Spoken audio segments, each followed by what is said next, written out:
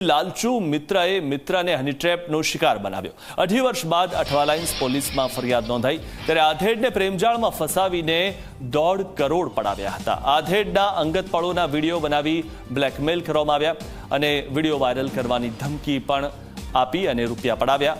39 લાખ રોકડ 130 તોલા સોનાના દાગીના પડાવી લીધા હતા। 5 કિલો ચાંદી પણ આરોપીઓએ પડાવી લીધી હતી। શંકા ન જાય તે માટે અસલીના બદલે નકલી દાગીના મૂક્યા। बैंक लॉकर में नकली दागीना मुकावी परिवारने भ्रमમાં રાખ્યો ત્યારે આધેડના પુત્રને જાણ થતાં જ મામલો પોલીસ સ્ટેશન પહોંચ્યો અને પોલીસે મેહુલ જડિયા અને વિનોદ મનાનીની ધરપકડ કરી છે। ફરાર આરોપી યુસુફ ચોકસીને પકડવા કાર્યવાહી હાથ ધરવામાં આવી છે।